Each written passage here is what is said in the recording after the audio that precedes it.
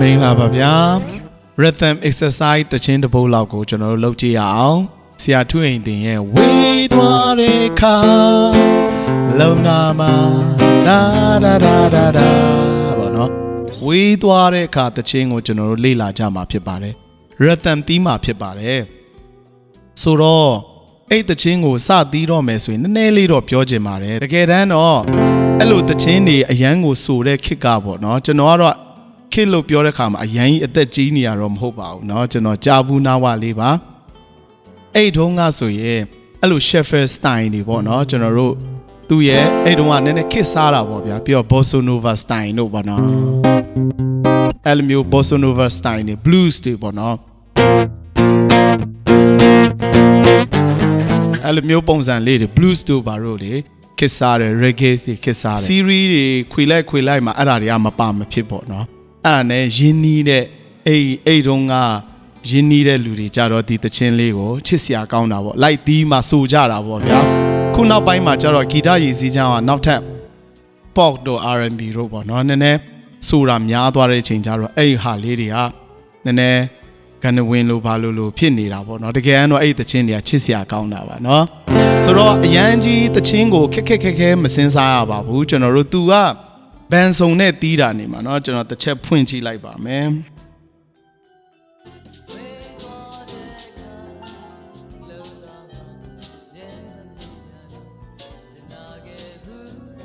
အဲ့နေရာမှာကျွန်တော်တို့နည်းနည်းနားထောင်ကြည့်မယ်ဆိုရင်ဘန်လေးနဲ့ပေါ့เนาะတီးတယ်keyboard scale ကနည်းနည်း blues ဆန်တဲ့ scale လေးတွေတုံးတယ်အဲ့လိုမျိုးပေါ့เนาะstyle ကိုတစ်ခုလုံးကိုကြည့်မယ်ဆိုရင် shuffle ပုံစံပေါ့ဒါဒါဒါဒါဒါဒါဒါဒါဒါဒါဒါဒါဒါဒါလာလာလာအဲ့လိုပုံစံလေးကိုတီးတာပါဆိုတော့ကျွန်တော်တို့အခုဒီ music guide မှာတော့ကျွန်တော်ကဘယ်ဖက်ကိုနည်းနည်းအဲ့တခြင်းကိုနည်းနည်းကြောင်းချင်တယ်လဲဆိုရင်နည်းနည်းသူမူရင်းအရသာနဲ့လည်းတိတ်မကွဲဘူးအရန်ကြီးလဲခက်မဟုတ်ပဲနဲ့တီးလို့ရအောင်ကျွန်တော်တို့လေ့လာကြမှာဖြစ်ပါတယ် Sheffield style လို့ပြောမယ်ဆိုရင် तू ကဂျားထဲမှာအဲ့တုန်းက style ကဒီလိုပေါ့